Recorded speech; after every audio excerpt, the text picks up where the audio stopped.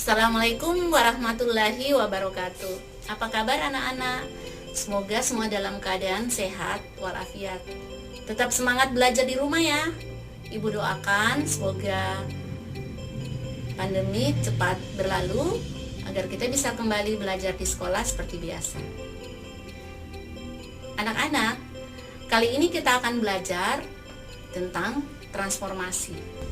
Kata transformasi tentu tidak asing bagi setiap orang. Transformasi umumnya berarti perubahan, baik bentuk, sifat, maupun fungsi. Namun, apakah kalian tahu apa yang dimaksud transformasi dalam matematika? Baik, transformasi dalam matematika memiliki arti sebagai suatu fungsi yang memetakan kedudukan setiap titik dari posisi awal menjadi posisi baru. Posisi baru itu disebut hasil translasi atau bayangan. Ada 4 jenis transformasi. Yang pertama, refleksi atau pencerminan. Yang kedua, translasi atau pergeseran. Yang ketiga, rotasi atau perputaran. Dan yang keempat, dilatasi atau perbesaran atau pengecilan. Kali ini kita akan belajar tentang refleksi atau pencerminan. Mendengar kata pencerminan, di benak kita adalah cermin yang biasa kita gunakan dalam kehidupan sehari-hari untuk berkaca. Nah, kalau kita mencermati pada saat kita berkaca atau bercermin, apa yang terjadi? Apakah kita dan bayangan kita bentuknya sama? Yang kedua, kalau kita maju atau mundur, apakah bayangan kita juga maju atau mundur pula? Nah, ini berarti berhubungan dengan jarak dari kita ke cermin dan jarak dari bayangan kita ke cermin. Yang ketiga, kalau kita menggeser ke kiri atau ke kanan, apakah bayangan kita juga ikut menggeser? Nah, hal ini berhubungan dengan posisi. Ya, berarti kalau kita menggeser, bayangan kita menggeser, berarti antara kita dan cermin itu berhadapan. Nah, kalau kalian menyadari 3 hal tersebut, akan memudahkan kalian memahami materi refleksi atau pencerminan. Apa yang kita perlu pahami tentang refleksi? Yang pertama, bagaimana cara menggambar hasil refleksi. Yang kedua, bagaimana cara menentukan koordinat hasil refleksi. Sebagaimana yang dijelaskan tadi bahwa ada 4 jenis transformasi. Yang pertama, refleksi atau pencerminan. Yang kedua, translasi atau pergeseran. Yang ketiga, rotasi atau perputaran. Dan yang keempat, dilatasi. Kita mulai dengan yang pertama adalah transformasi refleksi. Pengertian dari refleksi. Refleksi adalah satu jenis transformasi yang memindahkan setiap titik pada suatu bidang dengan menggunakan sifat benda dan bayangannya pada cermin datar. Ya, ingat pada cermin datar. Perhatikan sifat-sifat refleksi atau pencerminan. Yang pertama, objek dan bayangan selalu sama. Ya, kalau kita ilustrasikan seperti ini objek, ini bayangan. Ya, jadi objek dan bayangannya sama persis. Berikut, jarak setiap titik pada objek dengan cermin sama dengan jarak setiap titik pada bayangan dengan cermin. Ya, kalau jaraknya objek ke cermin disimbolkan S dan bayangannya disimbolkan S aksen, maka S sama dengan S aksen. Ya, ilustrasinya seperti ini. Ini objek, jarak terhadap cermin, bayangan, ini jaraknya terhadap cermin. Yang berikut, tinggi objek dengan tinggi bayangan sama. Kalau disimbolkan H dan bayangannya H aksen, ya objek dan bayangannya tingginya sama. Ya, berikutnya kita perhatikan ilustrasi dari contoh refleksi seperti ini.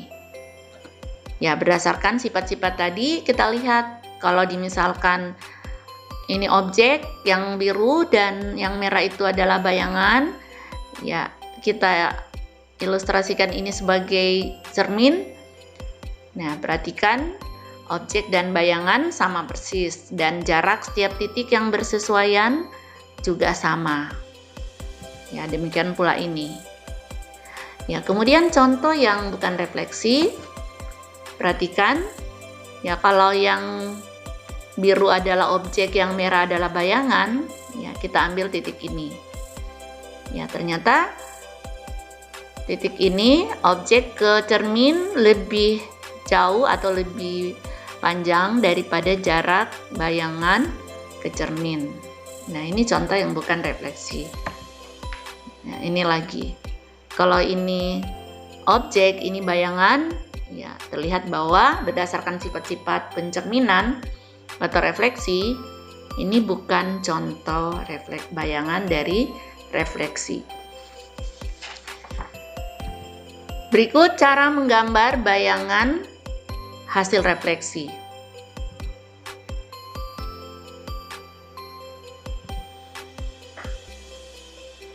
Ya, dalam menggambar bayangan hasil refleksi, tentu kita perhatikan sifat-sifat dari pencerminan.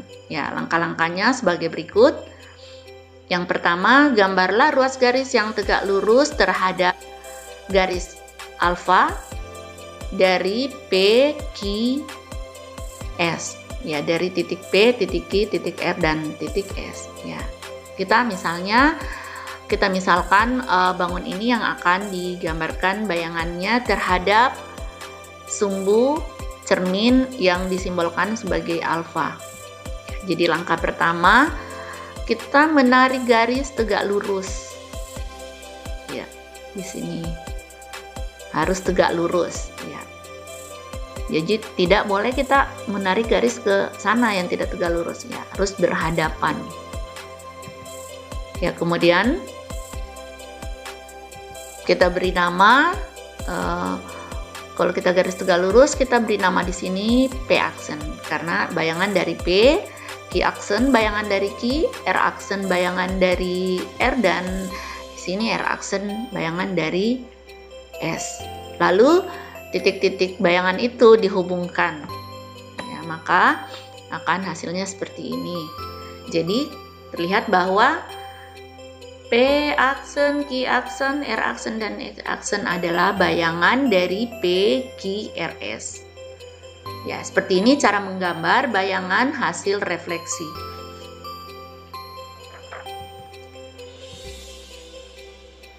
Ya, kemudian kita lanjut dengan cara menentukan titik koordinat hasil refleksi.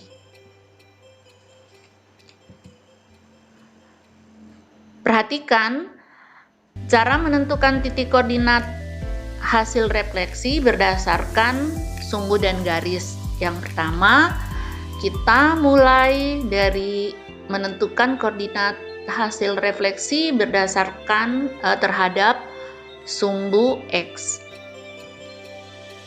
Ya, seperti ini contohnya. Kalau ini sebagai sumbu, ya bangun A, B, C, segitiga ABC dicerminkan terhadap atau direfleksikan terhadap sumbu X. Ya, maka bayangannya berdasarkan sifat-sifat pencerminan. Ya, ini bayangannya A aksen, B aksen, C aksen. Nah, bagaimana koordinatnya? Koordinat titik bayangannya ya, tentu seperti ini. Ya, A min 1,1 bayangannya min 1, min 1 atau negatif 1, negatif 1. Titik B negatif 1,3 bayangannya negatif 1. Ini titik B. bayangannya negatif 1, negatif 3. Titik C 6,3, bayangannya negatif 6,3. Nah, agar kalian mudah menentukan koordinat bayangan hasil refleksi, ya, bisa kalian mengingat formula ini atau rumus ini.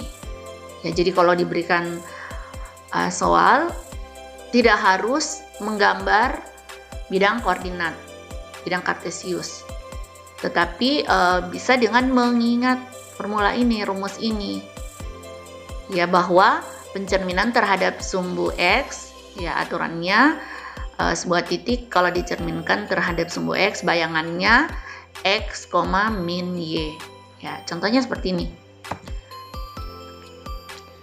Bayangan titik P negatif 2,5 pada pencerminan terhadap sumbu X adalah, ya, berapa koordinat bayangannya? Ya, perhatikan formula ini.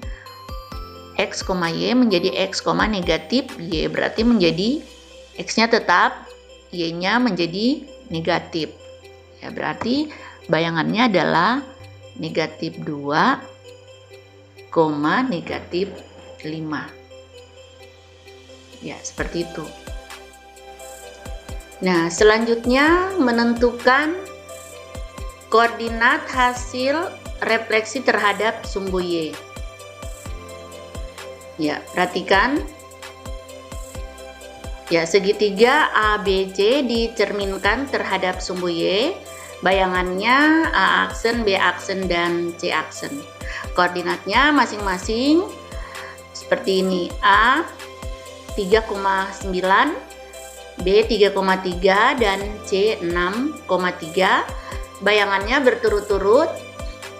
A aksen negatif 3,9, B aksen negatif 3,3, dan C aksen 6,3.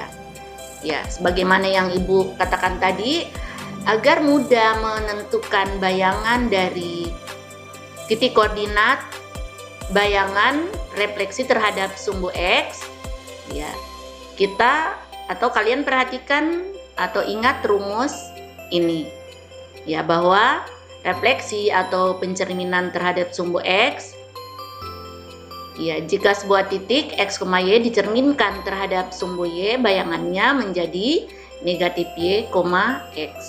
Perhatikan negatif X, Y. Ini X nih menjadi negatif semua.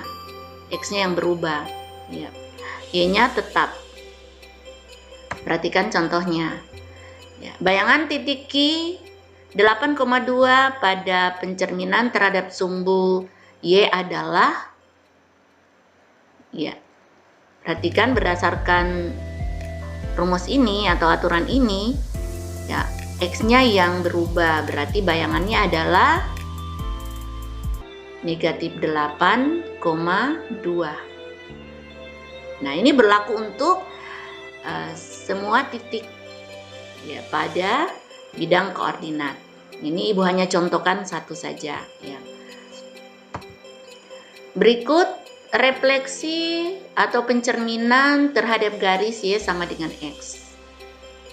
Ya, tentu kalian masih ingat di kelas 8 kalian sudah belajar sistem koordinat. Ya, tentu kalian masih ingat posisi garis Y sama dengan X. Ya, lihat garis yang biru ini. Nah, bagaimana kalau ini menjadi sumbu cermin atau cermin? Ya, kita perhatikan. Ya, titik A negatif 1, negatif 1. Jika direfleksikan terhadap garis Y sama dengan X, maka bayangannya adalah negatif 1, negatif 1. Ya, kenapa tidak berubah? Karena titik A negatif 1, negatif 1 ini berada pada cermin. Ya. Berdasarkan sifat-sifat tadi, jarak dari objek ke bayangan itu harus sama. Jadi ini jaraknya, ya, tidak berjarak, 0 di cermin, ya. Jadi bayangannya di situ juga. Ya, jadi kita selalu merujuk pada sifat-sifat pencerminan yang tadi sudah dijelaskan terlebih dahulu. Berikut titik B. Nah, titik B 1,0. Kalau dicerminkan terhadap garis Y sama dengan X, bayangannya di sini. Ini B aksen 0, -1. Demikian pula C min 1,2 bayangannya C aksen 2, -1, dan titik D ya bayangannya tegak lurus di sini. D aksen adalah 1, -2. Ya, sebagaimana tadi Ibu jelaskan dalam belajar menentukan koordinat bayangan, ya tentu tidak harus menggambar bidang koordinat, ya itu membutuhkan waktu yang lama, tetapi kita bisa mengingat formulanya, rumusnya atau aturannya seperti ini.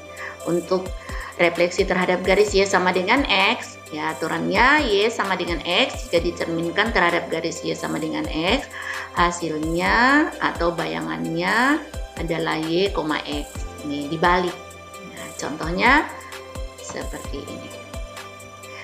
Bayangan titik R 3, -2 pada pencerminan terhadap garis Y sama dengan X adalah, ya coba berapa ini? Tinggal dibalik, X menjadi Y, Y menjadi X. Bayangannya berarti -2,3. Ya, berikut refleksi terhadap garis Y min Y sama dengan X. Ya. Maaf ya, ini bukan sumbu ya. Garis Y sama dengan min Y sama dengan min X. Ya. Di kelas 8 Ibu sudah bilang tadi bahwa kalian sudah belajar tentang sistem koordinat. Tentu masih ingat garis min Y sama dengan min X seperti ini. Nah, bagaimana cara menentukan koordinat titiknya? Ya, sama dengan yang telah dijelaskan terlebih dahulu. Nah, bahwa ya berdasarkan sifat-sifat pencerminan, kalau garis min Y sama dengan X menjadi cermin, nah maka bayangannya atau hasil refleksinya, koordinat hasil refleksinya seperti ini.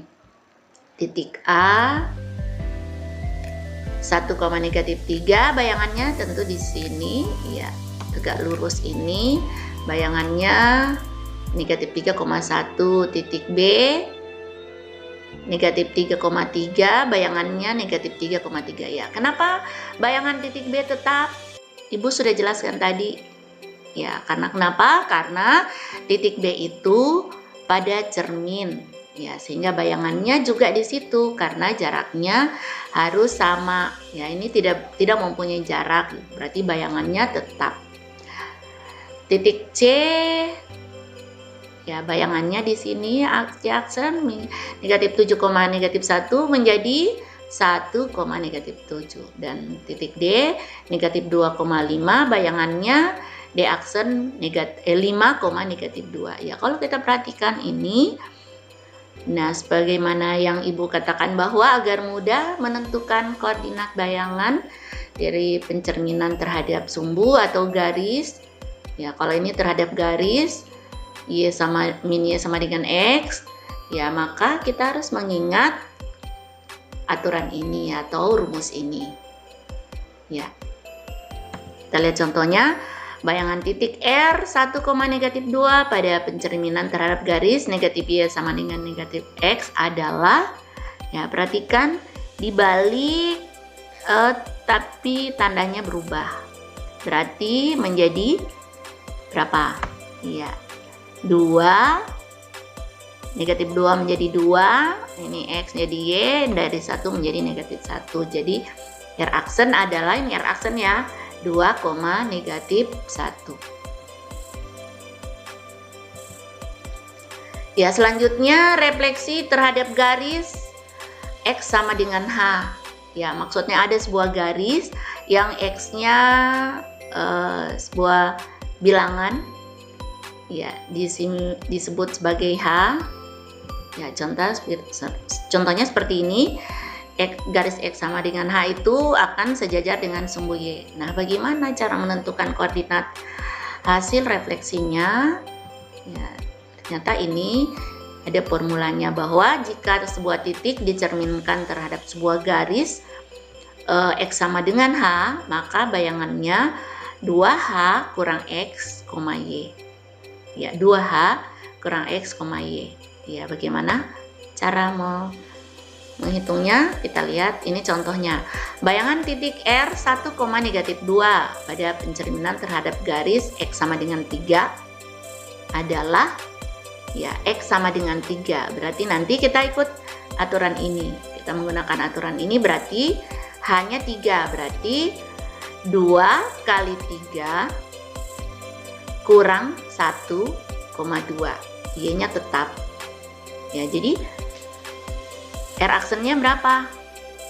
Ya, berarti 2 kali 3 kurangi 1, negatif 2, Y-nya tetap. Ya, hasilnya 5, negatif 2. Ya, mudah kan dengan mengingat aturan ini tanpa menggambar koordinat kartesius. Ya, yang terakhir adalah refleksi terhadap garis. Maaf ya, ini garis Y sama dengan X. Ya, posisinya seperti ini. Ada sebuah garis yang Y-nya semua nilainya K.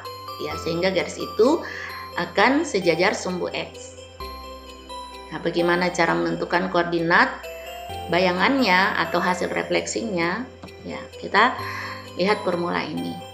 Ya, tadi X yang berubah. Nah, sekarang kalau Y sama dengan K, Y-nya yang berubah menjadi X, 2K kurang Y. Ya, bagaimana contoh penggunaan aturan itu? Kita lihat. Bayangan titik R 1, negatif 2 pada pencerminan terhadap garis Y sama dengan 3 adalah, ya, berarti X-nya tetap 1, ya, Y-nya yang berubah, perubahannya 2K kurang Y. Ini K-nya berarti 3. Kita lihat cara menghitungnya.